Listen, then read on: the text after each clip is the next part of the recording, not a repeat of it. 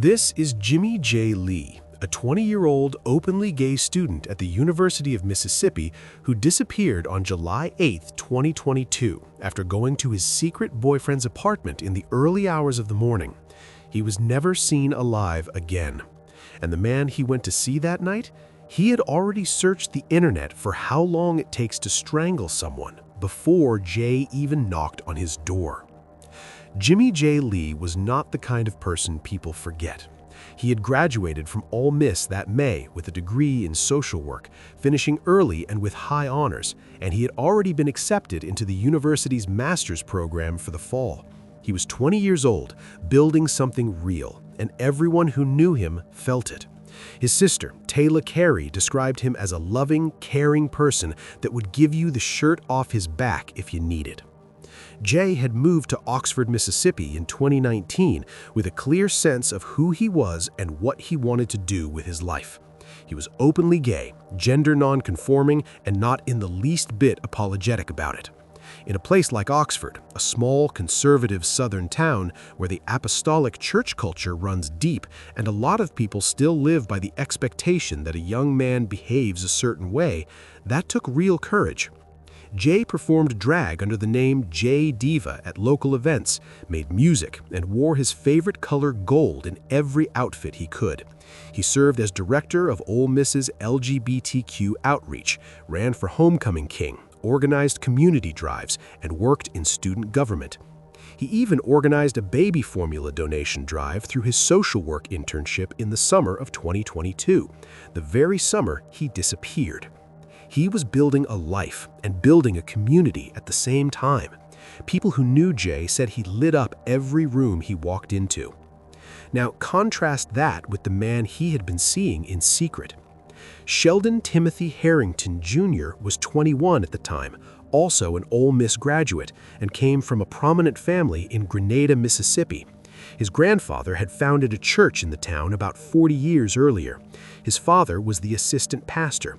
His mother worked in school administration, his uncle was a school principal, and almost every adult in his family held a role in either the church, education, or both. The Harrington family were described by people in Grenada as pillars of the community, deeply religious, respected, the kind of family everyone pointed to as an example. Timothy himself had spent years teaching Sunday school, singing in the choir, and playing guitar for church worship. He had no criminal history. At least 69 people, including community leaders and local officials, submitted character letters describing him as a soft-spoken, respectful, excellent student who could not possibly be capable of violence. But there was a side to Timothy that his church, his family, and his community did not know about. Prosecutors would later argue that Harrington had been living a double life he was desperate to protect. The two men had crossed paths at Ole Miss and had developed a secret sexual relationship. Jay Lee was openly gay and had nothing to hide, but Timothy Harrington was not out, had never publicly identified as gay, and was deeply embedded in a conservative apostolic church where his family's entire social identity was built. Evidence presented in court showed the two had been seeing each other privately for some time, kept completely hidden by Harrington. Whatever this was to Jay, a real connection, a relationship, something worth having, to Harrington it was a secret. And secrets, when they feel threatened, can make people dangerous. In the early hours of July 8, 2022, Jay Lee left his apartment at Campus Walk to go to Harrington's place. What the messages from that night would later reveal is that the night had not started well. There had been a disagreement earlier, and Jay had blocked Harrington on his main social media accounts. But then a message came through from a different account. Harrington had reached back out under the name redeye_24, a separate Snapchat linked to his podcast email address, asking Jay to come back. What happened in those messages and what Jay was already sensing about that night sets up everything that comes next. And the detail that prosecutors uncovered from Harrington's phone at 5:56 in the morning while Jay was on his way over is the kind of thing that makes your stomach drop. We'll get to that in a moment, but first, you need to understand what Jay sent to Harrington at 5:37 a.m. before he even got there. because Jay Lee was smart, and some part of him already knew something was off. At 5:37 that morning, Jay texted, "Yeah, now it seems like you just trying to lure me over there to beat my ass or something." He went anyway, and at 6:03 a.m., Jay sent his final message. One word: open. He was at the door. After that, Jay Lee was never heard from again. While Jay's phone went silent, Harrington's phone was doing something completely different. This is what was happening on Harrington's side of that phone conversation, and this is the part that prosecutors called the clearest sign of what he had already planned. At 5:56 and 5:57 that morning, while Jay was still on his way over, Harrington searched the internet for "How long does it take to strangle someone? Gabby Petito." That search was tied directly to his Google account, the same account connected to his email address and his phone number. This was not a random thought. Prosecutors argued he was looking that up while he was actively messaging Jay and waiting for him to arrive. Bombshell testimony today from an investigator involved in the search for missing Ole Miss student Jimmie Jay Lee. Lee's body has never been found. Prosecutors say messages between Lee and Timothy Harrington Jr., Lee's accused, showed the two spoke at the time of Lee's disappearance more than 2 years ago. Action News 5's Bria Bolden covering this trial for us gavel to gavel. She joins us live from Oxford. Bria. Yeah, guys, well, one witness stayed on the stand for several hours today. That was University of Mississippi Police Sergeant Ben Douglas. He somehow obtained search warrants for Jimmie Lee's Snapchat account, his iCloud account, Tim Harrington's Snapchat account, and an email account associated with Tim Harrington as well. Sergeant Douglas matched Harrington's phone number to a Google Voice account connected to a podcast featuring Harrington. He says data from Lee's Snapchat account shows Lee and Harrington were messaging back and forth between the hours of 5 a.m. and 6 a.m. the day Lee was reported missing. Sergeant Douglas testified that Harrington's Google search history shows minutes after Lee tells Harrington he's on his way over to him, Harrington Googles, quote, how long does it take to strangle someone, along with also searching Lee's name multiple times following his disappearance. Keeping up with the investigation, it seems like, by looking over and over again for Jimmie Lee, Oxford Police, Jimmie Lee Ole Miss, Jimmie Jay Lee. Sergeant Douglas also testified Harrington's search for defense attorney Tony Farese, who represented a man who pled guilty to an Ole Miss student in 2019, the days after Lee was reported missing. Lee's body, again, has not been found. We do know court is back in session tomorrow morning at 9 a.m. Reporting live from Oxford, Bria Bolden, Action News 5. The last known location ping from Jay's phone placed him near Harrington's apartment around 6:08 that morning.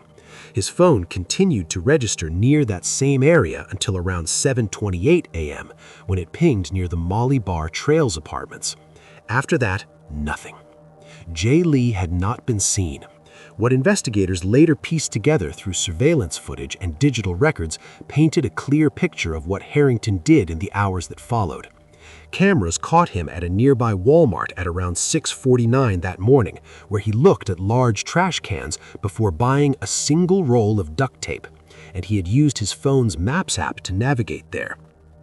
Then, cameras along Jackson Avenue and Molly Bar Road caught footage consistent with Harrington driving Jay's car across Oxford and abandoning it in the parking lot of the Molly Bar Trails apartments at around 7:25 in the morning. That car was towed from the lot at 1:50 that afternoon, with no Jay Lee anywhere near it. A witness named Kezia Carter testified that he was driving through the area that morning when he spotted a man jogging from the direction of the Molly Bar complex. Carter said he recognized him as Harrington, someone he only vaguely knew, and gave him a ride back to his apartment. He noted that Harrington was sweating, which is worth keeping in mind because Carter said he had never once seen Harrington jogging in that area before that morning. Of Timothy Harrington Jr., the man accused of University of Mississippi student Jimmie Jay Lee. Prosecutors are focusing on Harrington's relationship with Lee and his alleged connection to Lee's disappearance back in 2022. Lee's body is yet to be found. WRG's Mike Suriani is in Oxford and has more on today's testimony. I know of him, but I'm not friends with him. Keziah Carter testified about giving Timothy Harrington Jr. a ride the morning of July 8, 2022. And I seen a person jogging with like a gray sweatshirt on. As I kept going to see the front of his face, I seen it was him, and I blew the horn speaking, and he waved me down. Carter says he vaguely knew the defendant, who flagged him down for a ride to his apartment. Carter noticed Harrington, who he'd never seen jogging in the area before, was sweating. You know what the weather was in Oxford, July the 8th? I'm pretty sure it was above 60 degrees. Some in Mississippi, it's hot. That same morning, Carter was stopped for speeding with Harrington in the front passenger seat. Surveillance video also from that morning showed Harrington leaving the Molly Bar Trails apartments from where Jimmie Jay Lee's car was later towed. Wednesday, jurors heard extensive testimony from the University of Mississippi Police Department. On July 8th, our dispatch office received a call about a missing student.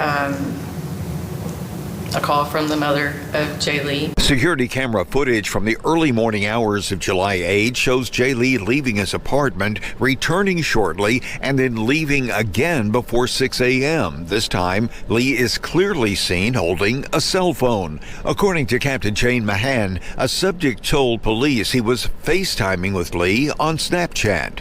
He told us that Jay Lee had told him that approximately 2 hours before he had a hookup, and he had ended up blocking this person on social media. Harrington showed no emotion or reaction as police photos of Jay Lee's apartment, taken July 10, were shown to jurors.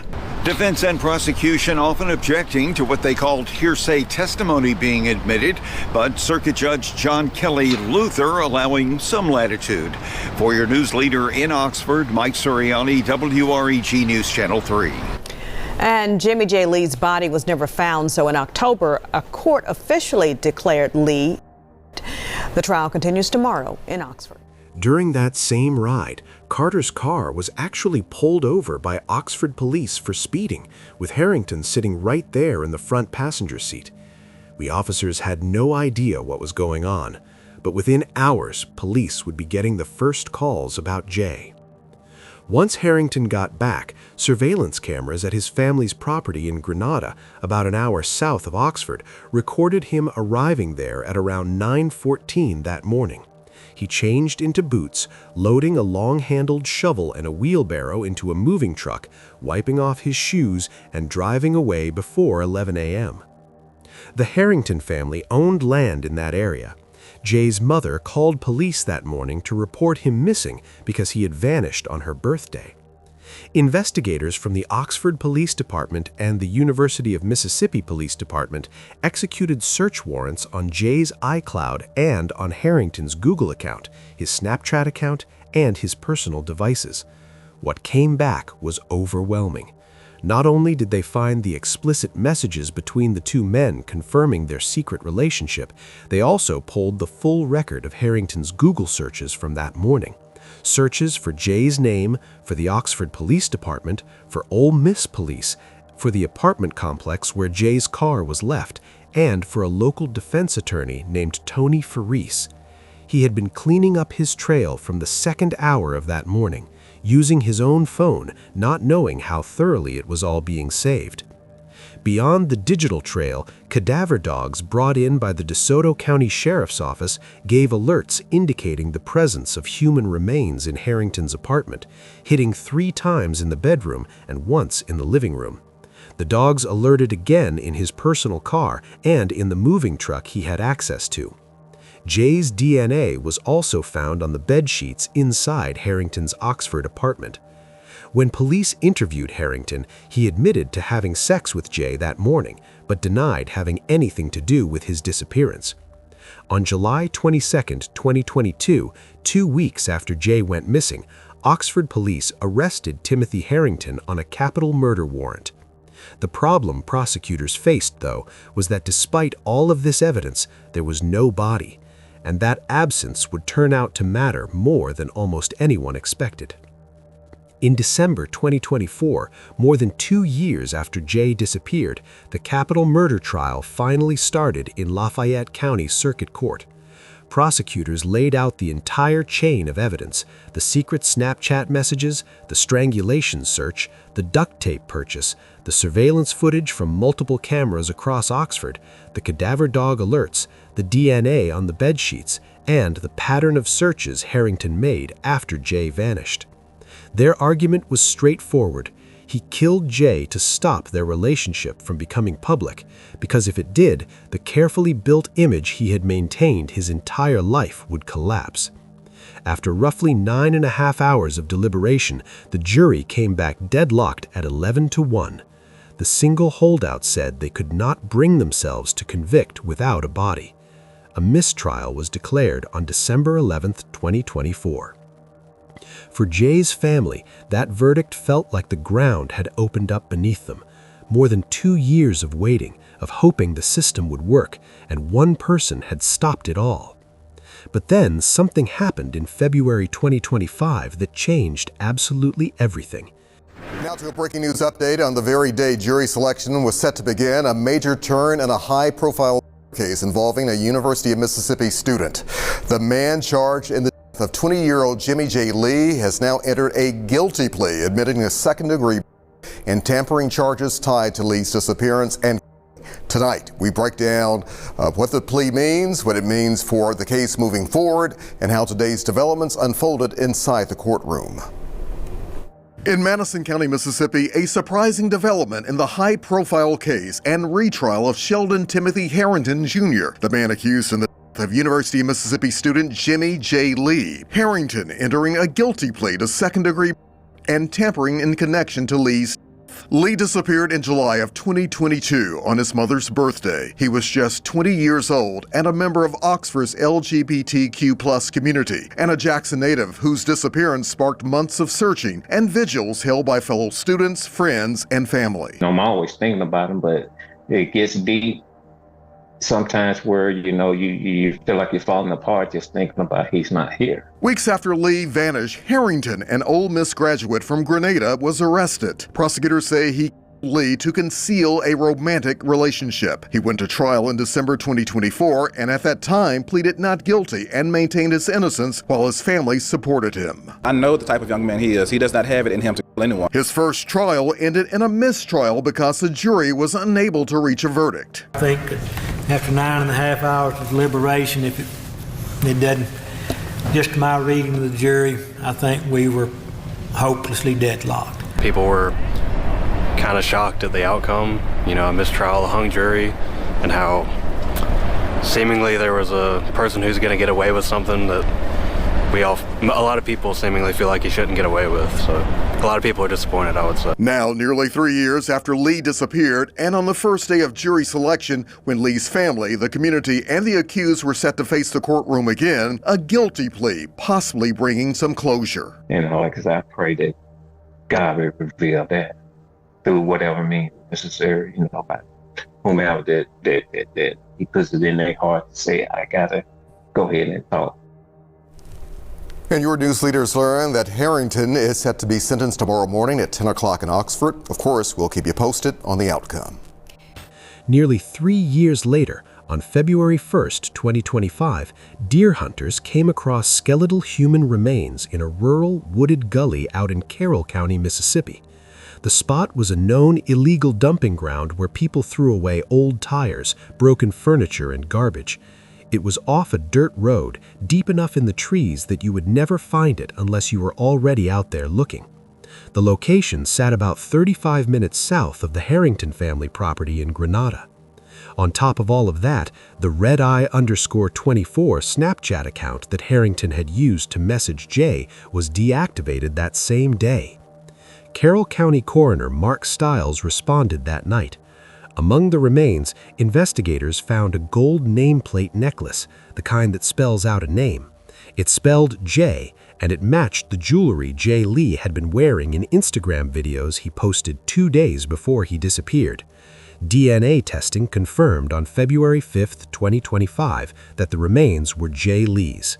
His sister, Taylor Carey, said the discovery brought some type of happiness knowing he's not out there alone anymore. The remains discovery also brought new physical evidence that tied everything together. Forensic analysts confirmed that duct tape found near Jay's remains matched, at the torn edge, the exact roll that surveillance footage had shown Harrington buying at Walmart on the morning of July 8, 2022. The state medical examiner ruled the cause and manner of Jay's death undetermined because nearly 3 years of Mississippi heat and floodwater in that gully had reduced his body to bones with no soft tissue left, making it very difficult to determine exactly how he died. We have some new developments in our breaking news from Oxford tonight. A trial date now set in the capital case against Timothy Harrington Jr.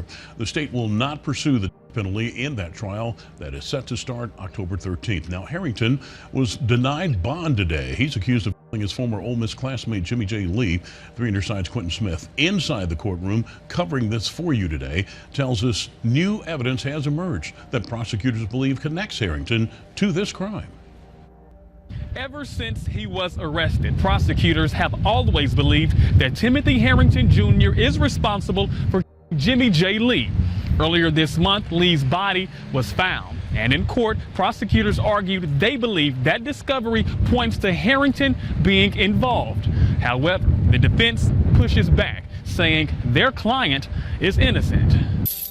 Handcuffed and shackled, this is how Harrington left out of the courthouse after being denied bond.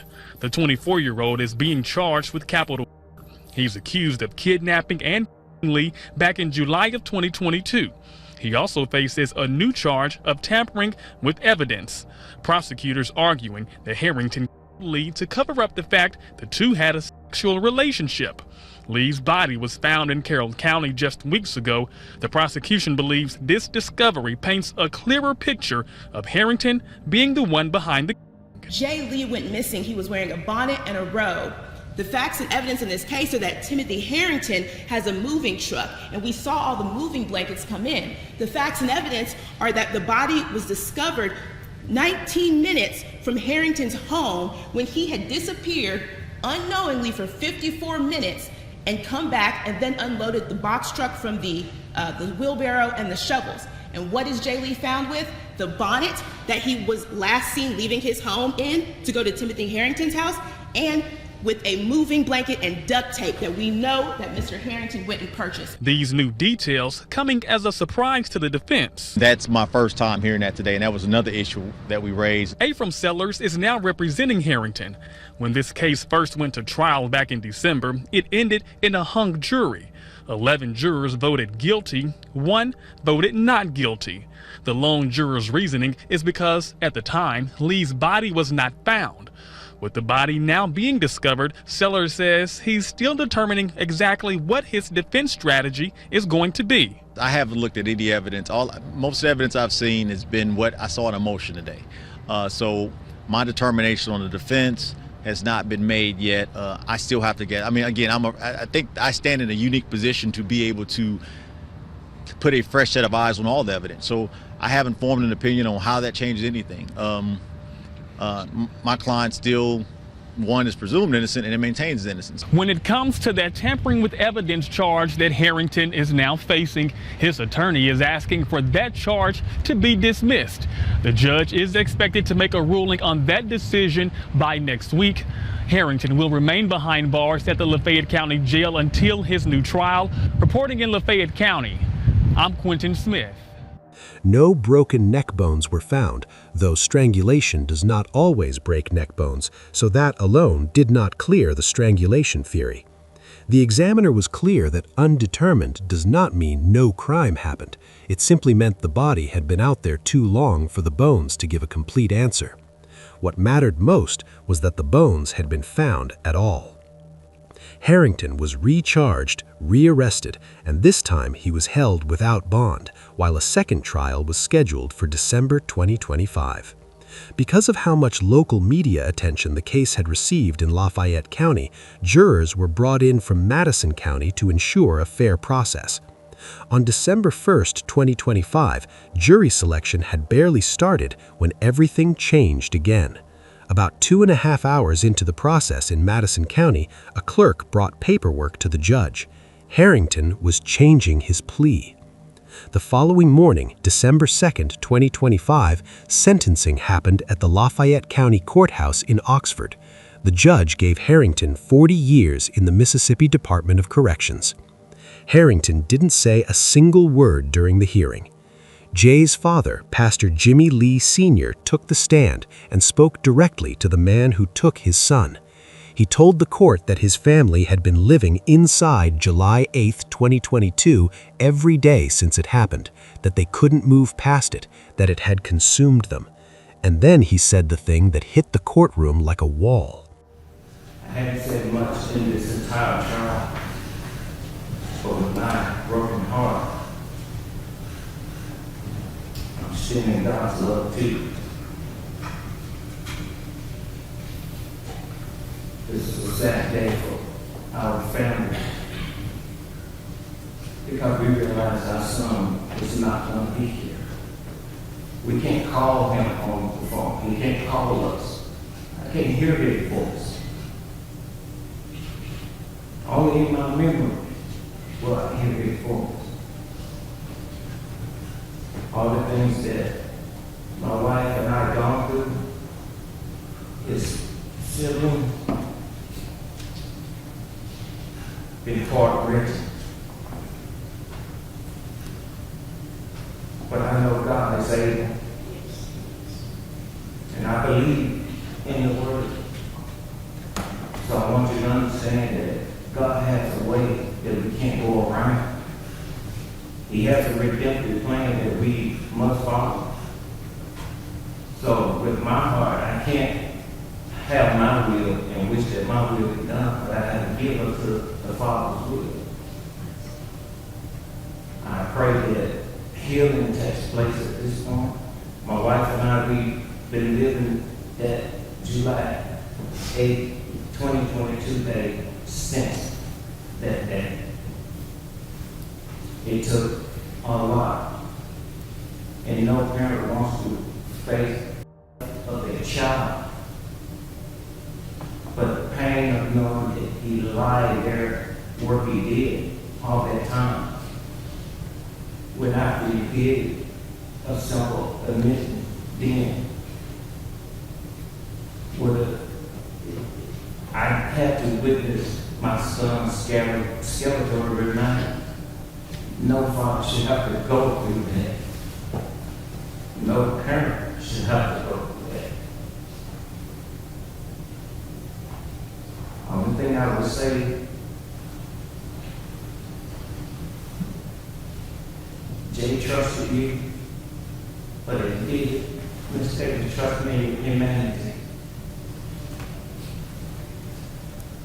For we knew that humanity prevailed, people wouldn't do certain things, wouldn't go over a certain line. So I pray for this country's humanity to be restored, so people won't do the things that they're doing now. The judge, Kelly Luther, made a point of addressing what a lot of people had been wondering for 3 years, whether Mississippi would actually deliver justice for a young, openly gay black man. She made clear that she had wondered about it too. After sentencing, Oxford Police Chief Jeff McCutcheon stood outside the courthouse and said the words the family had been waiting 3 years for. Justice was delayed, but justice was not defeated. The people in Jay's corner had been fighting for that moment since day one. The Justice for Jay Lee movement was started within days of Harrington's first arrest in July 2022. By Jay's close friends and former roommate Braylon Johnson and fellow performer Jose Reyes. They built the Instagram page, organized courthouse protests, held vigils, marched on the Ole Miss campus with pride flags, and kept Jay's name alive even when the system moved slowly. Their content racked up hundreds of thousands of TikTok views, and they held drag shows, campus marches, and fundraisers in his name for years. They stayed on it because they knew how easily a young black gay man in the South gets forgotten, especially by a system that was never really built with him in mind. After the sentencing, Jay's family announced plans to push for new legislation in Mississippi called the Jay Lee Information Bill, which would require phone and social media companies to hand over account information quickly to law enforcement and to the parents of young people under 21. Jay's father had spoken publicly about how delays in getting access to Jay's iCloud and social media data had slowed the investigation during the most important early days. They were determined that no family would have to go through that same wait again. What do you think about this case? Do you think the sentence was worth the pain and torture Jay's family endured?